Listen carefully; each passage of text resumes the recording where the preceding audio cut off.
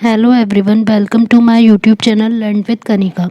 आज हम करेंगे एक रीजनिंग का इंटरेस्टिंग टॉपिक डाइस, जिसको हिंदी में बोलते हैं पासा। जो डाइस हम लूडो खेलने में यूज़ करते हैं, उसी से रिलेटेड हमारे रीजनिंग में क्वेश्चंस पूछे जाते हैं, जो कि बहुत ही ईजी होते हैं। अगर हम इनकी जो सिंपल सी ट्रिक होती है, अगर हम उसको समझ लेंगे तो ईजिली हम 10 सेकेंड में ही क्वेश्चन को बिना पेन से सॉल्व किए देखते ही सॉल्व कर सकते हैं। आपकी ये class super TET, DSSS, KVS तीनों के लिए ही बहुत ही यूज़फुल है, क्योंकि तीनों में ही रीजनिंग के क्वेश्चंस पूछे जाते हैं। तो आप अपना जो भी अपकमिंग एग्ज़ाम देने वाले हैं तो इस वीडियो को ज़रूर देख सकते हैं। और अगर आपको वीडियो अच्छी लगे तो इसे लाइक एंड शेयर ज़रूर कीजिएगा। डाइस पासा जो होता है, जो डाइस होता है वो किसकी शेप में होता है? वो हमारा हमेशा क्यूब की शेप में होता है। क्यूब के शेप के आकार की वो 3D शेप होती है, जिसमें कि कुल जो फेसेस होते हैं वो कितने होते हैं? 6 होते हैं। और एक टाइम पर हम केवल एक बार में केवल 3 ही फेसेस को देख सकते हैं, या तो आगे के 3 देख सकते हैं या पीछे के 3। और जो डाइस होती है उसकी सतह पर कहाँ से कहाँ तक नंबर होते हैं? 1 से लेकर 6 तक के नंबर्स होते हैं। इन अंक इन नंबर्स की जगह पर कोई और नंबर्स भी यूज़ कर सकते हैं क्वेश्चन के लिए, लेकिन जो रियल में एक डाइस होता है उसमें होंगे हमारे 1 से 6 तक। इन संख्याओं के स्थान पर अन्य का भी प्रयोग संभव है। कभी कभी संख्याओं के स्थान पर हम किसी डॉट को यूज़ कर लेते हैं और अल्फ़ाबेट को यूज़ कर लेते हैं, साइंस को, या फिर जो शेप्स हैं उनको भी यूज़ कर लेते हैं। जैसे कि ये है इस टाइप से, जैसे हमें फर्स्ट दे रखा है 1 2 3, 3 दे रखे हैं नंबर, और सेकंड में हमें बता रखा है 4 5 6। तो इस टाइप से हमें केवल एक बार में 1 2 3 तीन ही उसकी जो फेजेस हैं वो केवल 3 ही फेज दिखाई दे सकते हैं, या तो आगे वाले और ये, या फिर पीछे वाले। पूछे जाने वाले प्रश्नों का स्वरूप, की जो क्वेश्चंस हैं वो किस टाइप के पूछे जाते हैं? पासा के खाली अथवा प्रश्नांकित, मीन्स जो क्वेश्चन मार्क होता है उस पर हमें पूछा जाएगा कि क्वेश्चन मार्क लगाकर दे दिया जाएगा कि यहाँ पर कौन सा नंबर या फिर कौन सी शेप या जो भी होगा वो आएगा, या लेटर। नेक्स्ट है किसी पासा की सही प्रसारित रूप को पहचानना। अब अगर हमें बंद रूप से दे दिया जाएगा पासा, तो डाइस उससे हमें ओपनली देखना होगा कि किस टाइप से हम उसको ओपन करके आएगा। नेक्स्ट है पासे के प्रसारित रूप से, अगर एक बार हमें ओपन दे दिया तो उससे क्लोज्ड कैसे बनाएंगे? या पाशा की किसी निश्चित संख्या या आकृति वाली सतह की विपरीत सतह पर अंकित संख्या या आकृति का पता लगाना। सबसे ज़्यादा जो पूछा जाता है वो ये वाला, कि हमसे कोई नंबर दे दिया 6, तो 6 के अपोजिट पे कौन सा नंबर आएगा। तो हमारे पूरे टोटल 4 टाइप्स के क्वेश्चंस हो गए। एक तो क्वेश्चन मार्क वाला हो जाएगा, एक क्लोज्ड को ओपन करने में और ओपन को क्लोज्ड करने में, और एक अपोजिट नंबर पूछने पर। नेक्स्ट है पासा के प्रसारित होने वाली सतह की किस टाइप से होती है। पासे की जो सभी सतह के मध्य संबंधों की जानकारी प्राप्त करने के लिए हमें ये पता होना चाहिए कि जो डाइस है वो खुलता है तो किस टाइप से लगता है। उसकी पूरी जो बंद एक आकृति होती है, क्लोज्ड फिगर होती है, 3D फिगर होती है, जिसमें पूरी टोटल 6 फेजेस होंगी। अगर हम पासे को बंद किंतु खोखली आकृति मान लें तो इसके सतहों का प्रसार करके इसको, अगर हम इसको बंद को खोल देंगे तो 3D से हम इसको किस में चेंज कर सकते हैं? 2D में। जैसे कि यहाँ पर ये दिया हुआ है, हमें ये दी गई थी, ये क्यूब हमें दिया गया जिसमें हमें केवल हमारे 3 फेजेस चमक रहे हैं। अब इसको अगर हम खोल दें तो 6 टाइप से ये कैसे खुल जाएगा? एक तो ऊपर वाला हो गया, एक नीचे वाला हो गया, एक बाएं हो गया और एक दाएं, और एक सामने का और एक इसके पीछे जो आ रहा होगा हमारा, वो तो 6 हो गए। तो सामने का हो जाएगा पीछे, एक बाएं का दाएं, और एक ऊपर का नीचे। तो सेम इसी टाइप से हमें खोलना होगा। अब ये जो पीछे वाला है इसको चाहे यहाँ पर भी लगा सकते हैं, यहाँ पर भी लगा सकते हैं और यहाँ पर भी। तो हमें क्या करना होगा, हमें जैसे ये वाली लाइन है तो अल्टरनेट लेना होगा। जैसे ऊपर के साथ क्या बैठेगा? अल्टरनेट नीचे। ऐसी बाएं के साथ अल्टरनेट दाएं। तो सामने वाला अब जो भी बचा होगा, अगर यहाँ दिया है तो सामने के पीछे यहाँ हो जाएगा, यहाँ दिया होगा तो यहाँ हो जाएगा, नीचे दिया होगा तो नीचे। तो हमें क्या करना है, सिंपली उसको अल्टरनेट लेके चलना है। तो ऊपर के अल्टरनेट हो गया एक छोड़कर, नीचे बाएं के हो गया हमारा दाएं, लेफ्ट के हो गया राइट, और सामने वाले की जो भी बची होगी वो लास्ट हो जाएगी हमारी पीछे वाला। इसी टाइप से तो हमें क्लोज करना होगा और इसी टाइप से ओपन। नेक्स्ट है उपयुक्त चित्र में पासे की सतहों की प्रसार की प्रक्रिया को स्पष्ट रूप से दिखाया गया है कि किस टाइप से होगा। अब यही चीज़ इसमें दिखाई गई कि ऊपर की आ जाएगी हमारी नीचे, बाएं की आ जाएगी दाएं, और सामने वाले का आ जाएगा हमारा पीछे। चूंकि जो प्रसार सामने वाली सतह को आधार मानकर किया गया है, क्योंकि जो हमने माना है वो सामने वाले को माना है जिससे कि पीछे इधर दिखे। अतः छूटी हुई जो है वो हमेशा इसके विपरीत या पीछे की सतह को अलग से दिखाया गया है। तो जो पीछे की सतह हैं वो अलग से दिखाई गई हैं और शेष 4 सतहों को के साथ जोड़ा जा सकता है। तो इसमें यही होगा कि हमें एक लेकर चलनी है, जैसे सामने वाली तो हमारी पीछे, पहले उसको नहीं देखेंगे, पहले अल्टरनेट देख लेंगे और उसके बाद जो लास्ट होगी वो भी हमें मिल जाएगी। जैसे कि अब यही होगा कि ये किस किस टाइप से दिखा सकते हैं, ऊपर का नीचे, बाएं का दाएं, ये तो हमारा फिक्स ही रहेगा। अब उसके अलावा है ये जो पीछे है, हम किस टाइप से लगा सकते हैं, इधर भी लगा सकते हैं राइट में भी, या नीचे लगा सकते हैं, उसको लेफ्ट में लगा सकते हैं, या ऊपर लगा सकते हैं। तो लेंगे ऐसे ही जैसे इसमें भी लेंगे, ऊपर का नीचे, बाएं का दाएं और सामने का पीछे। अल्टरनेट से ही आ रहा है, ऊपर का नीचे, बाएं का दाएं और सामने का पीछे। मीन्स हर किसी कोई भी फिगर आ जाए, लेकिन हमें लेना किस में है, अल्टरनेट तरीके से ही। पासे की विपरीत सतह, विपरीत सतह प्रारंभिक स्तर पे जो किसी पासे का प्रसार रूप में बताएगा, 4 प्रकार से कर सकते हैं। तो यही हो गया, ऊपर की सतह किसकी विपरीत होगी, नीचे की सतह के, दाएं किसकी होगी, बाएं के, और सामने की किसकी सतह होगी, पीछे के। नेक्स्ट है मानक पासा स्टैंडर्ड डाइस। यदि किसी घन की कोई भी 2 सतहों का योग यहाँ पर आएगा, ये 7 हो, तो वह जो घन है वो कैसा माना जाता है, स्टैंडर्ड क्यूब। तो ऐसी डाइस होगा तो वो कैसा माना जाएगा, स्टैंडर्ड डाइस। इसीलिए जैसे 1 2 हमें 1 2 3 दिया गया है, तो 1 के अपोजिट में हमेशा अगर नॉर्मल डाइस में देखेंगे तो 6 आता है, क्योंकि 1 + 6 हो जाएगा हमारा 7। ऐसे 2 के अपोजिट में 5 आता है, 1 के अपोजिट में 6 आ जाता है, 3 के अपोजिट में 4, ताकि इन सब का जो सम है वो क्या हो जाए, 7, और ये क्या बन जाए, एक स्टैंडर्ड डाइस। जैसे क्वेश्चन में हमें देकर पूछ सकते हैं कि कौन सा इनमें से स्टैंडर्ड डाइस है, तो ये हमें देखना होगा कि जिनकी जो सम है, जिनके 2 फेसेस के नंबर्स का सम 7 है तो वो होगा स्टैंडर्ड डाइस, और जिसमें नहीं है तो वो नहीं होगा स्टैंडर्ड। नेक्स्ट है साधारण पासा। अब ये नॉर्मल वाला डाइस, वो था स्टैंडर्ड।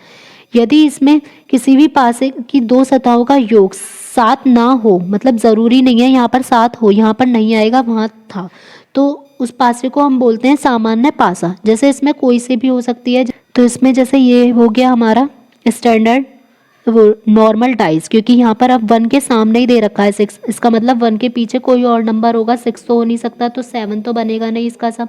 ऐसे 6 के पास कोई और नंबर होगा तो ये 7 नहीं बनेगा, तो जिसमें 7 नहीं होगा सम तो वो होगा नॉर्मल डाइस, और जिसमें 7 होगा सम वो होगा स्टैंडर्ड डाइस।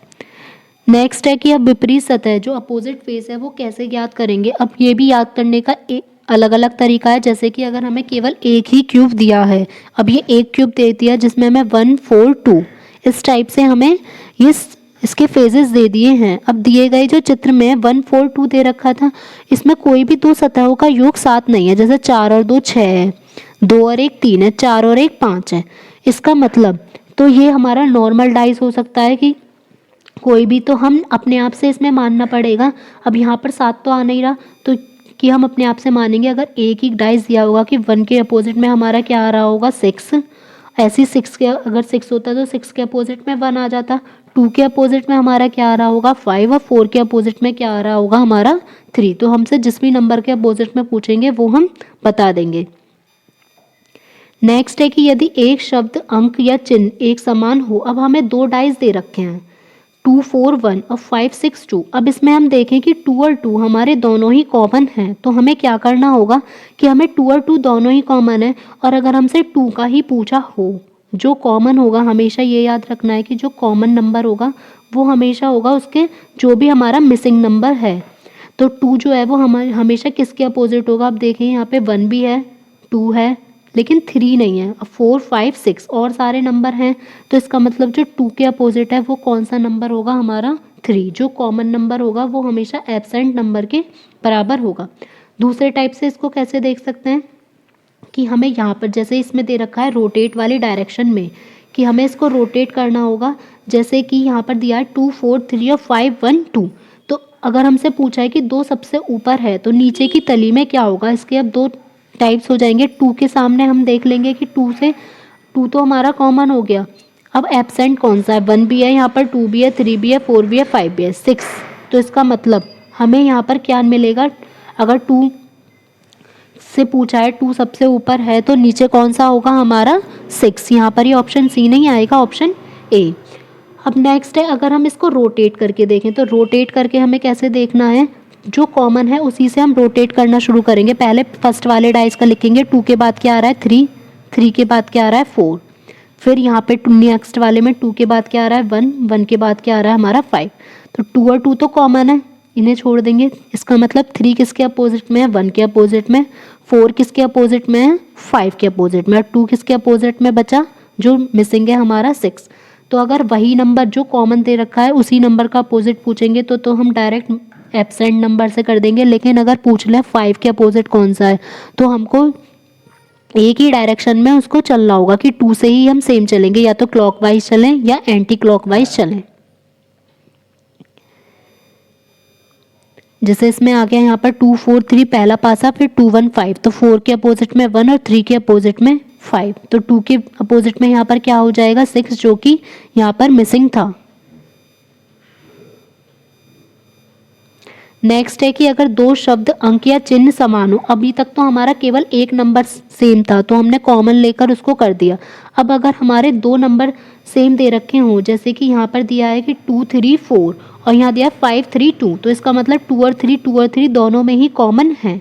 तो इसका मतलब इन दोनों को हम हटा देंगे 2 और 3 को, और कौन कौन से बचे 4 और 5। 4 और 5 आपस में क्या हो जाएंगे एक दूसरे के अपोजिट। जैसे यहाँ पर पूछा है कि 4 के अपोजिट कौन सी सतह होगी, तो वो हो जाएगी 5। नेक्स्ट है कि अगर कोई भी हमें समान ही नहीं दिया हुआ हो तो किस टाइप से हमें करना है। जैसे यहाँ पर पूछा है कि 4 के विपरीत की कौन सी सतह होगी, यहाँ दिया गया है 2 3 4 और यहाँ दिया गया है 6 1 5।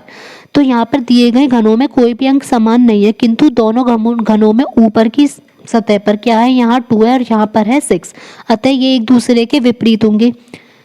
तो 2 के सामने हम मान लेंगे क्या आ जाएगा 6। अब जो 4 के समीप है, 4 के समीप एक आते ही ये एक दूसरे के विपरीत हो जाएंगे, तो 4 के किसके सामने आ जाएगा 1। ऐसे ही 3 किसके सामने आ जाएगा हमारा 5। जब हमें कोई भी अपोजिट दिया ही नहीं होगा तो हमें ऐसे लेकर चलना है, ऊपर वाला ऊपर के अपोजिट, जब कॉमन नहीं होगा तो ये वाला यहाँ पर आ जाएगा। जैसे अल्टरनेट लेते हैं तो 3 के सामने आ जाएगा 5 और 4 के सामने आ जाएगा 1।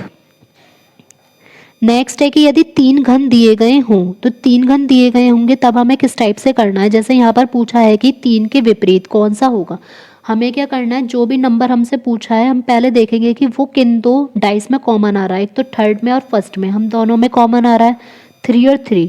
अब देख लेते हैं 3 दोनों में कॉमन है तो मिसिंग नंबर इन दोनों डाइस में कौन सा है, 1 भी है 2 भी है 3 भी है 4 भी है 5 नहीं है। तो 3 के अपोजिट में क्या नंबर आ जाएगा हमारा 5। इसको कॉमन लेके भी कर सकते हैं या फिर हम रोटेट करके भी कर सकते हैं। ये हमें सारे अलग अलग टाइप से दिए गए हैं, लेकिन जो हमसे इजी टाइप होगा, सबसे इजी टाइप, उसी से ही हमें करना होगा। यदि 4 घन दिए गए हों, अब इसमें हमें 4 घन दिए गए हैं तो पूछा है कि एट द रेट के विपरीत कौन सी सतह होगी। अब हम देख लेते हैं कि एट द रेट जो है वो किस किस में आ रहा है, फर्स्ट में भी आ रहा है हमारा, थर्ड में भी आ रहा है, फोर्थ में भी आ रहा है। तो कोई से भी दो डाइस हम ले लेंगे, हमने ले लिया फर्स्ट और थर्ड, तो उसमें एट द रेट तो हमारा कॉमन हो गया। अब देखते हैं मिसिंग कौन सा है जो इन दोनों डाइस में हमारा नहीं आ रहा हो। तो परसेंटेज आ गया हमारा, डॉलर आ गया, हैशटैग आ गया, स्टार आ गया। बट यहाँ पर जो प्लस है नेक्स्ट डाइस में, प्लस तो इसमें कहीं भी है ही नहीं, तो इसका मतलब जो एट द रेट के सामने आएगा अपोजिट साइड पे वो कौन सा साइन आएगा हमारा प्लस। अब इसी को हम फर्स्ट एंड फोर्थ से भी कर सकते थे, थर्ड एंड फोर्थ से भी कर सकते थे।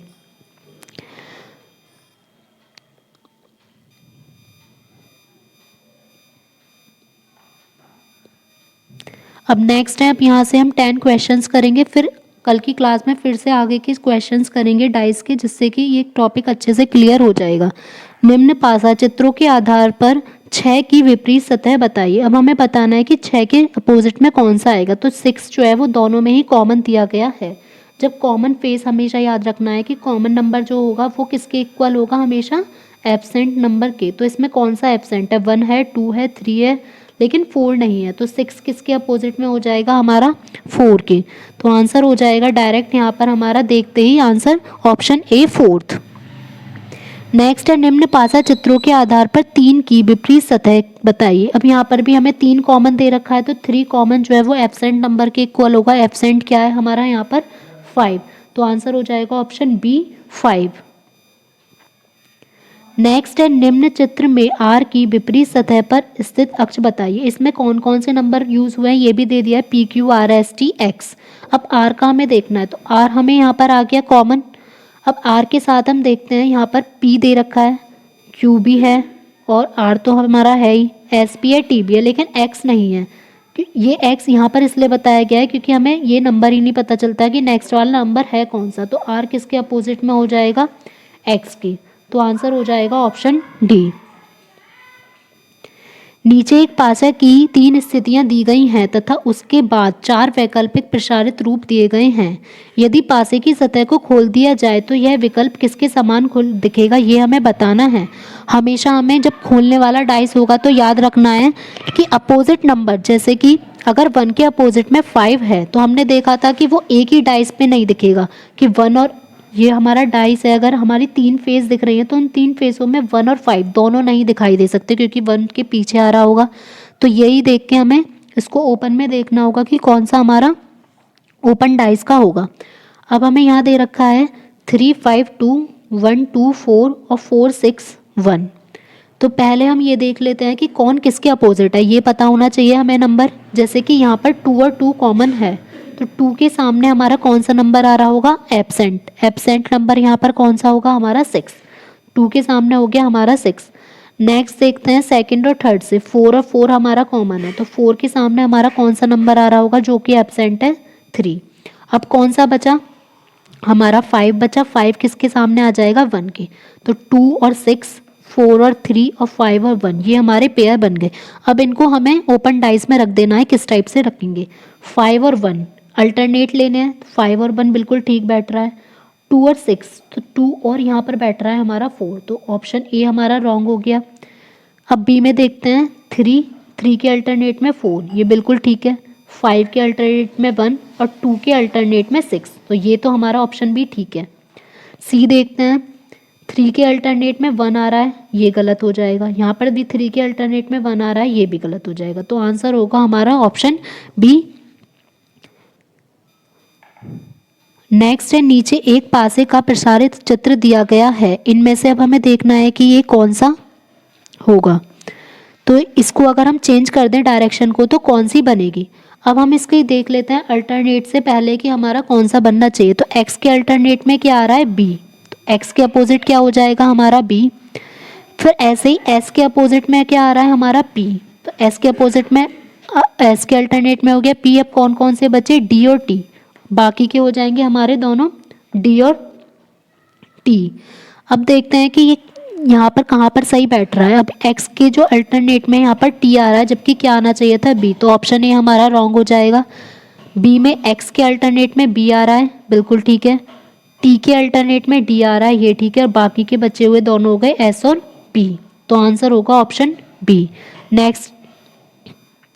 नेक्स्ट है 6 में निम्न पासा चित्रों के आधार पर बताए गए कि 5 बिंदु अगर ऊपर हों, अगर 5 बिंदु वाली डॉट की जो होगी उसके नीचे कौन से होंगे।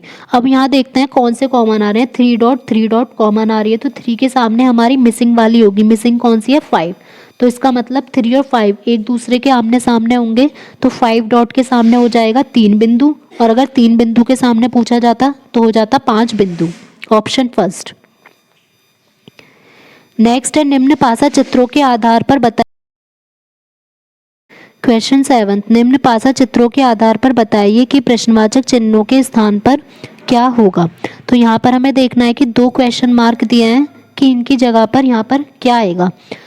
तो एक तो सेकंड में क्वेश्चन मार्क है और एक फोर्थ में, लेकिन जो फर्स्ट और थर्ड है वो पूरे फिल हैं, तो उनमें देख लेते हैं कि कॉमन रेक्टेंगल है। तो रेक्टेंगल जब कॉमन है तो उसके सामने कौन सी फेस होगी जो कि मिसिंग होगी, तो इनमें मिसिंग क्या है, एस। अब हमें ये पता चल गया कि कहीं भी रेक्टेंगल और एस एक साथ नहीं होने चाहिए क्योंकि 3 जो फेस दिखाई देते हैं उनमें अपोजिट वाला नहीं दिखाई देगा।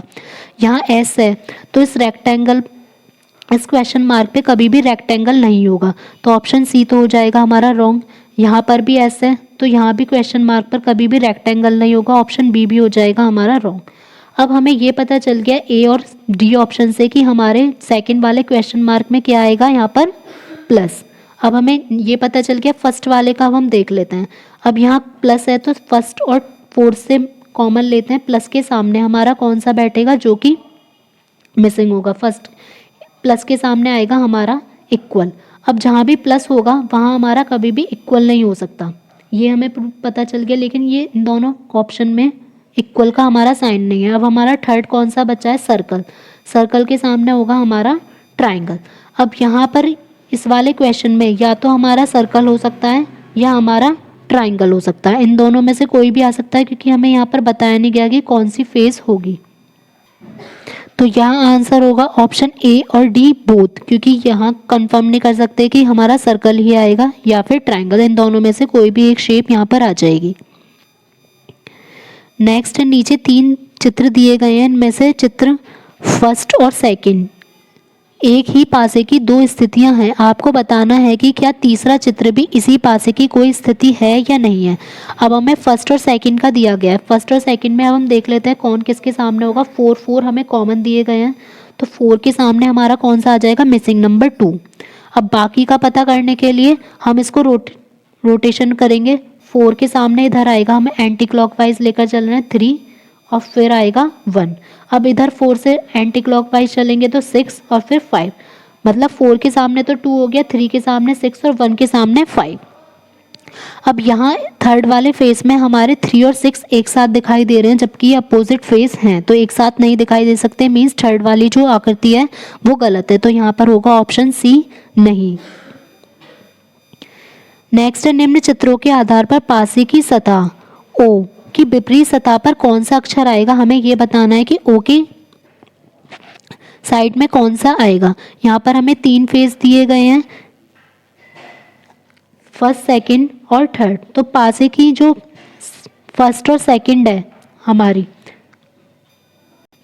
इसमें आ रहे हैं हमारे ओ और ओ कॉमन, तो ओ के सामने हमारा कौन सा हो जाएगा जो कि हमारा मिसिंग नंबर होगा। तो इसमें मिसिंग है हमारा ए भी है, ई भी है, अब यहाँ पर आई भी है, ओ भी है, पी, लेकिन यू जो है वो नहीं है। तो ओ के सामने हमें पता चल गया हमारा कौन सा नंबर होगा, यू। यही हमें बताना था कि ओ के सामने कौन सा आएगा, तो कॉमन के सामने अपोजिट एब्सेंट वाला नंबर ऑप्शन बी। नीचे एक पासे की 3 स्थितियां दी गई हैं, बताइए कि यदि ऊपर 8 हो तो नीचे क्या होगा। अब हमें 8 को देख लेंगे, फर्स्ट और सेकंड दोनों में ही हमारा 8 कॉमन है, तो कॉमन के सामने हमारा होगा हमेशा एब्सेंट नंबर। तो यहाँ पर एब्सेंट नंबर फर्स्ट और सेकंड में कौन सा है, 5, तो आंसर हो जाएगा ऑप्शन ए 5th।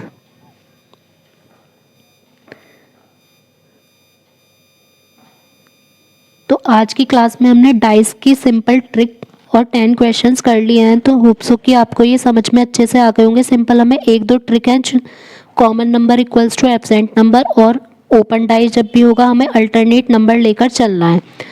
तो अगर आपको वीडियो अच्छी लगे तो इसे लाइक एंड शेयर ज़रूर कीजिएगा। अब कल की क्लास में हम इसके डाइस के आगे के क्वेश्चंस करेंगे। Thank you.